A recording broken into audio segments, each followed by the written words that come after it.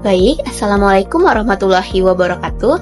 Sebelumnya, kami ingin mengucapkan terima kasih kepada Ibu Dr. Cucun Suningsih, SPD MPD, selaku dosen pengampu mata kuliah pengelolaan pendidikan yang telah memberikan kami kesempatan untuk dapat memaparkan materi kami dengan judul Manajemen Sarana dan Prasarana Pendidikan.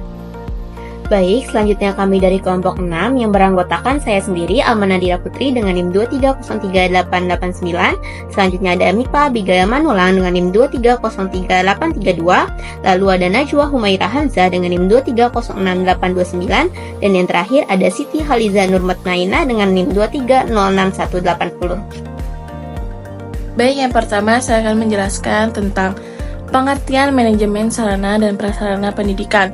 Manajemen sarana dan prasarana pendidikan merupakan proses perencanaan, pengorganisasian, pelaksanaan, dan juga pengawasan terhadap semua fasilitas atau infrastruktur yang mendukung proses pembelajaran di sekolah. Manajemen sarana dan prasarana ini dapat diartikan juga sebagai pengelolaan pendidikan untuk mencapai tujuan yang telah ditetapkan, baik itu tujuan jangka pendek, tujuan jangka menengah, dan juga tujuan jangka panjang. Manajemen sarana dan prasarana merupakan kegiatan yang mengatur untuk mempersiapkan segala peralatan atau material bagi terselenggaranya proses pembelajaran di sekolah.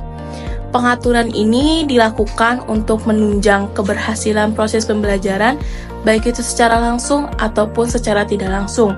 Sarana dan prasarana yang ada harus digunakan dan juga dikelola dengan baik untuk kepentingan proses pembelajaran di sekolah. Selanjutnya terdapat tujuan manajemen sarana dan prasarana pendidikan. Tujuan dari manajemen sarana dan prasarana pendidikan adalah memberikan layanan secara profesional di bidang sarana dan prasarana dalam rangka terselenggaranya proses pendidikan secara efektif dan juga efisien. Tujuan dari manajemen sarana dan prasarana diharapkan dapat menciptakan sekolah yang bersih, rapi, sehingga dapat menciptakan kondisi yang menyenangkan baik bagi guru maupun siswa ketika sedang berada di lingkungan sekolah. Di samping itu juga diharapkan tersedianya alat-alat atau fasilitas yang memadai sehingga nantinya dapat dimanfaatkan secara optimal untuk kepentingan proses pembelajaran, baik itu kepentingan oleh guru sebagai pengajar maupun kepentingan oleh siswa sebagai pelajar. Kemudian terdapat prinsip manajemen sarana dan prasarana pendidikan. Di sini saya mengambil 5 prinsip. Yang pertama terdapat prinsip pencapaian tujuan. Jadi manajemen sarana dan prasarana pendidikan dapat dinyatakan berhasil apabila fasilitas sekolah harus dalam kondisi siap pakai ketika akan digunakan. Yang kedua terdapat prinsip efisiensi. Dengan prinsip efisiensi, semua pemakaian fasilitas sekolah hendaknya dilakukan dengan sebaik-baiknya sehingga dapat mengurangi pemborosan. Yang ketiga terdapat prinsip administratif. Melalui prinsip administratif berarti semua perilaku pengelola sarana dan prasarana pendidikan di sekolah dilakukan dengan selalu memperhatikan undang-undang, instruksi, dan juga pedoman yang diberlakukan oleh pemerintah. Terdapat prinsip kejelasan tanggung jawab. Jadi tugas dan tanggung jawab pengelolaan manajemen sarana dan prasarana pendidikan di sekolah ini melibatkan beberapa personil di sekolah, sehingga perlu deskripsikan dengan jelas agar pembagian tugas pengelolaan sarana dan prasarana pendidikan itu dapat berjalan dengan baik. Kemudian yang terakhir terdapat prinsip kekohesifan. Jadi manajemen sarana dan prasarana pendidikan hendaknya terrealisasikan dalam bentuk proses yang sangat kompak dan juga kerjasama dengan baik antara satu personil dengan personil lainnya. Ruang lingkup sarana dan prasarana pendidikan. Ruang lingkup sarana dan prasarana pendidikan mencakup berbagai aspek yang penting untuk mendukung proses pembelajaran yang efektif dan juga efisien. Berikut adalah beberapa komponen utama dalam ruang lingkup pembelajaran ini. Yang pertama adalah perencanaan kebutuhan, menentukan jenis dan jumlah sarana dan prasarana yang dibutuhkan sesuai dengan tujuan dari pendidikan tersebut. Yang kedua adalah pengadaan.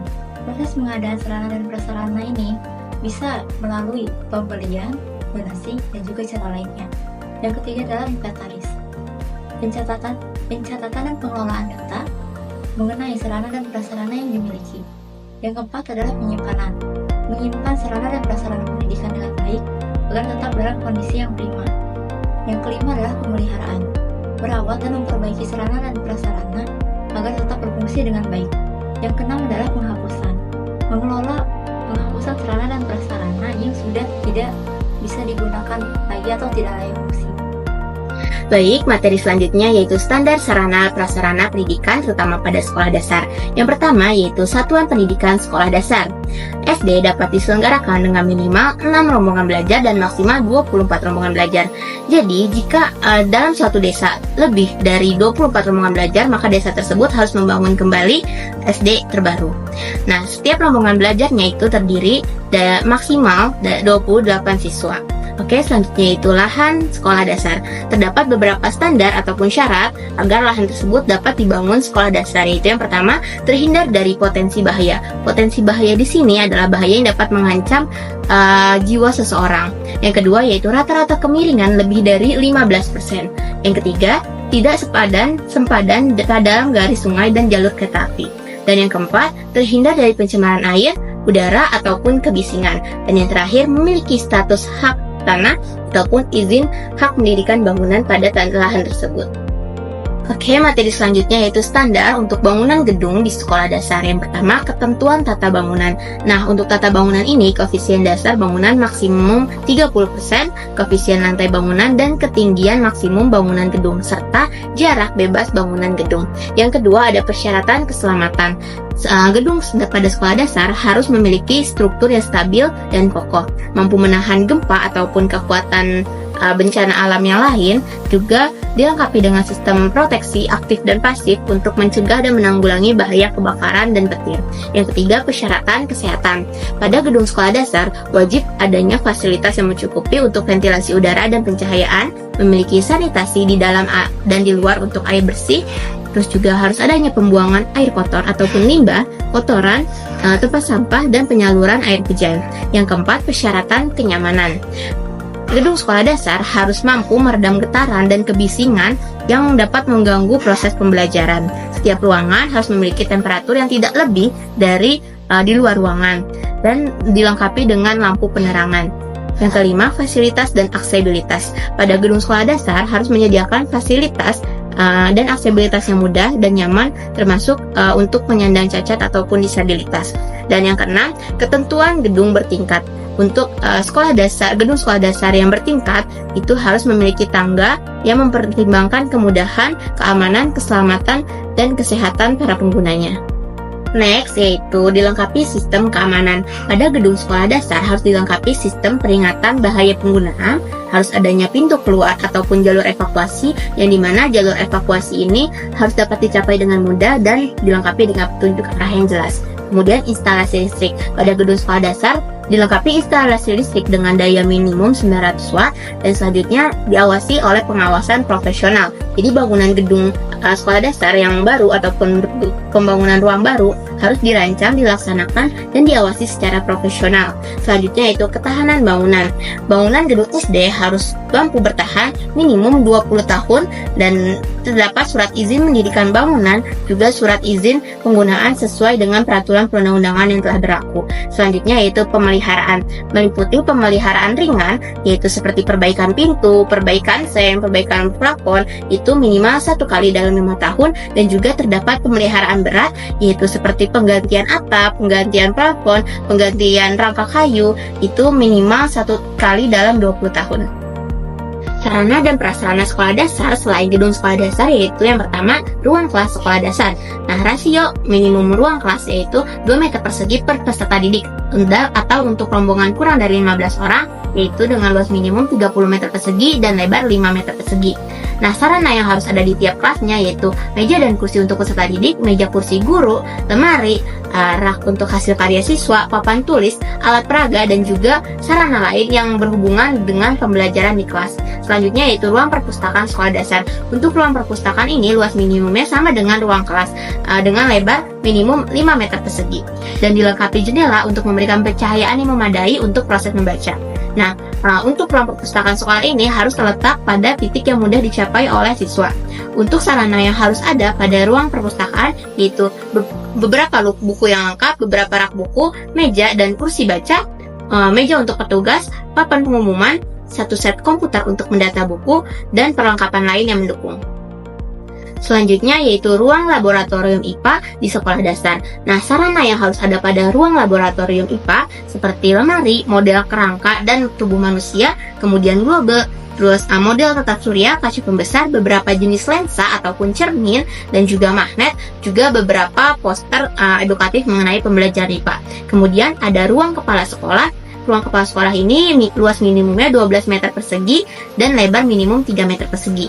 Nah, ruang kepala sekolah ini harus mudah diakses oleh guru maupun tamu sekolah. Dilengkapi sarana seperti kursi dan meja pimpinan ataupun untuk kepala sekolah, kursi dan meja tamu, lemari, papan statistik, simbol kenegaraan, komputer, dan juga sarana lain yang mendukung. Selanjutnya yaitu ruang guru sekolah dasar. Untuk ruang guru ini luas minimumnya 32 meter persegi dengan sarana seperti kursi dan meja per pekerja atau per guru, lemari, papan statistik dan pengumuman, dan juga sarana lain yang mendukung. Sarana dan prasarana yang lainnya yaitu ruang usaha kesehatan sekolah atau ruang UKS sekolah dasar dengan luas minimal 12 meter persegi dilengkapi dengan sarana seperti kursi, tempat tidur, lemari, catatan kesehatan untuk seluruh siswa, P3K, tandu, termometer, timbangan atau pengukur tinggi, tempat cuci tangan, dan beberapa alat kesehatan yang mendukung. Kemudian ada ruang sirkulasi sekolah dasar seperti koridor dan juga tangga, minimum 30% dari luas total seluruh ruang, lebarnya minimal 1,8 meter dan tinggi minimal 2,5 meter. Nah, untuk bangunan yang bertingkat harus dilengkapi dengan tangga, lebar minimal tangga 1,5 meter, tinggi maksimal anak tangga 17 cm, dan lebarnya 25-30 cm. Nah, untuk anak tangga ini harus dilengkapi dengan pegangan yang kokoh agar menjamin keselamatan siswa. Kemudian ada tempat bermain ataupun berolahraga di sekolah dasar, yaitu dengan luas minimum 500 meter persegi, dilengkapi dengan sarana seperti tiang bendera, beberapa jenis bola, peralatan senam, peralatan atletik, peralatan seni budaya dan keterampilan, pengeras suara, dan juga tape recorder. Selanjutnya yaitu tempat beribadah sekolah dasar. Nah, luas minimum untuk tempat beribadah ini yaitu 12 meter persegi. Sarana yang harus ada seperti lemari untuk menyimpan alat-alat beribadah, terus juga ada alat yang dibutuhkan sesuai dengan kebutuhan beribadah, dan juga jam dinding. Kemudian ada toilet di sekolah dasar. Minimal setiap sekolah mempunyai 3 unit toilet dengan luas minimum 2 meter persegi. Nah, untuk toilet ini harus berdinding, harus memiliki air bersih, harus dapat dikunci, dan memiliki sarana yang mendukung seperti tempat air, gayung, kloset, gantungan pakaian, dan juga tempat sampah. Dan yang terakhir yaitu gudang sekolah dasar. Setiap sekolah harus mempunyai gudang untuk menyimpan berangkas, arsip, dan juga peralatan lainnya. Nah, luas minimal untuk gudang ini yaitu 18 meter persegi. Dapat dikunci, dilengkapi sarana seperti arsip, kemudian lemari untuk menyimpan alat-alat, kemudian rak untuk menyimpan peralatan olahraga, dan kesenian, dan juga keterampilan. Selanjutnya adalah saya akan membahas tentang perencanaan sarana dan prasarana pendidikan.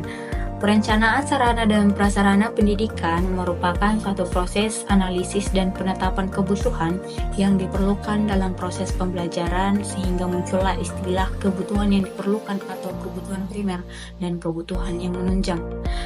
Perencanaan sarana dan prasarana pendidikan adalah proses penting untuk memastikan bahwa fasilitas pendidikan dapat mendukung proses belajar mengajar secara optimal. Slide selanjutnya adalah langkah-langkah sarana dan prasarana. Langkah-langkah sarana dan prasarana pendidikan di sekolah. Yang pertama itu menganalisis kebutuhan sarana pendidikan yang disesuaikan dengan kurikulum yang telah disusun sebelumnya. Yang kedua adalah apabila kebutuhan sarana pendidikan melebihi daya beli sekolah atau daya pembuatan, maka harus diadakan seleksi menurut skala prioritas. Yang ketiga adalah pengadaan inventarisasi terhadap sarana pendidikan yang dimiliki. Yang keempat adalah mencari data. Dalam tahap ini menentukan dana dari mana yang harus dipakai untuk mengadakan sarana pendidikan. Dan yang kelima adalah menunjuk orang yang akan bertanggung jawab atas pelaksanaan pengadaan sarana prasarana.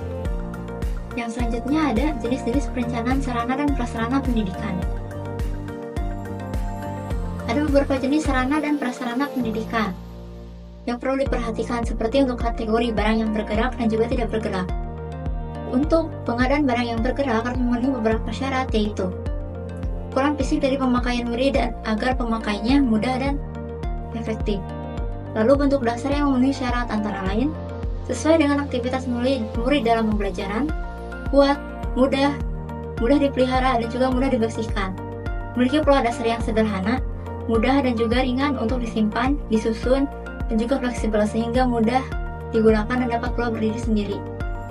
Lalu konstruksi dari perabotan hendaknya kuat dan juga tahan lama, mudah dikerjakan secara massal, tidak tergantung keamanan pemakaiannya, dan bahan yang mudah didapatkan di pasaran, sehingga disesuaikan dengan keadaan di lingkungan setempat. Yang selanjutnya ada perencanaan pengadaan barang yang tidak bergerak. Perencanaan barang yang tidak bergerak ini terdiri atas dua komponen, yaitu yang pertama tanah. Tanah yang dipilih untuk mendirikan bangunan sekolah hendaknya memiliki kelebihan yang dapat mendukung proses pendidikan. Seperti tanah harus di tempat yang strategis, bebas dari bencana, subur, dan juga memiliki pemandangan yang indah. Yang kedua adalah bangunan. Bangunan sekolah sendiri merupakan salah satu syarat penting, oleh karenanya dibutuhkan karakteristik bangunan yang ideal, yang mencakup ukuran, bentuk, pengaturan cahaya dan ventilasi, penggunaan warna, memenuhi syarat keamanan, memenuhi syarat kesehatan, memenuhi syarat keindahan, sehingga dapat menciptakan lingkungan belajar yang kondusif bagi peserta didik.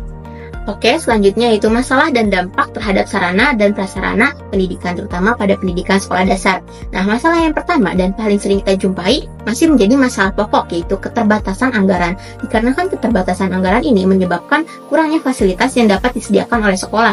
Misalnya kurangnya ruang belajar, kurangnya fasilitas seperti laboratorium, seperti perpustakaan, toilet, dan masih banyak lagi. Selanjutnya, kondisi bangunan yang tidak layak. Tidak sedikit yang kita jumpai sekolah dasar yang memakai bangunan sudah tua, sudah tidak layak untuk digunakan, dan tidak bisa melindungi peserta didik dari bahaya bencana alam seperti itu.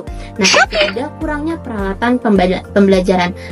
Karena kurangnya peralatan pembelajaran ini, guru dalam penyampaian pembelajaran tidak bisa maksimal sehingga menghambat proses pembelajaran siswa di kelas. Selanjutnya, keterbatasan ruang. Dikarenakan keterbatasan ruang ini, pembelajaran menjadi tidak efektif. Dan selanjutnya yaitu aksesibilitas yang terbatas. Biasanya aksesibilitas yang terbatas ini terdapat pada sekolah-sekolah yang letaknya jauh dari pemukiman kota, yang letaknya di pulau terpencil ataupun di daerah-daerah yang terpencil. Selanjutnya yaitu dampak dari masalah yang terjadi terhadap sarana dan prasarana di sekolah dasar. Yang pertama yaitu kualitas pembelajaran. Dikarenakan keterbatasannya alat pembelajaran gitu, maka dari itu kualitas pembelajaran pun akan menurun. Anak-anak lebih sulit untuk memahami materi yang diterangkan oleh sang guru dikarenakan kurangnya peralatan ataupun media yang dijadikan alat penyampaian oleh sang guru. Selanjutnya yaitu prestasi siswa. Tentunya dikarenakan kualitas pembelajaran menurun, prestasi siswa pun akan ikut menurun. Dikarenakan pasti banyak siswa yang belum memahami materi yang disampaikan oleh sang guru. Kemudian kesehatan dan keselamatan siswa. Kesehatan dan keselamatan siswa itu sangat penting dalam pendidikan, terutama pada pendidikan sekolah dasar. Nah, dikarenakan bangunan yang tidak layak pakai, bangunan yang lingkungan pun berpengaruh gitu, yang tidak layak untuk didirikan sekolah, maka akan berdampak pada kesehatan siswa juga keselamatan. Nah, yang terakhir yaitu motivasi belajar. Dikarenakan kurangnya fasilitas yang memadai, kurangnya peralatan yang memadai dalam proses pembelajaran, maka motivasi siswa pun untuk belajar, untuk mempelajari lebih dalam itu semakin menurun. Jadi sangat minim motivasi belajar siswa dikarenakan mereka merasa bosan dengan cara belajar yang hanya itu-itu saja. Selanjutnya yaitu solusi dan penanganan terhadap masalah pada sarana dan prasarana di sekolah. Yang pertama tentunya peningkatan anggaran. Pemerintah perlu mengalokasikan anggaran yang lebih besar untuk sektor pendidikan. Yang kedua, kerjasama dengan swasta. Pemerintah dapat bekerja sama dengan swasta untuk meningkatkan kualitas sarana dan prasarana sekolah melalui program CSR atau Corporate Social Responsibility. Yang ketiga, pemanfaatan teknologi. Nah, dengan pemanfaatan teknologi ini dapat mengatasi keterbatasan sarana dan prasarana, misalkan dengan menyediakan e-learning. Misalkan untuk sekolah yang kurang untuk ruang perpustakaan atau kurangnya buku-buku yang memadai gitu. Nah, dia dapat menggunakan e-learning sebagai ganti sumber-sumber yang dapat dipelajari. Selanjutnya yaitu pelibatan masyarakat melalui kegiatan gotong royong untuk memperbaiki fasilitas sekolah atau dapat mendonasikan buku yang masih layak untuk terpakai dan peralatan pembelajaran seperti itu. Baik, cukup sekian dari kelompok kami. Kurang lebihnya mohon dimaafkan. Wassalamualaikum warahmatullahi wabarakatuh.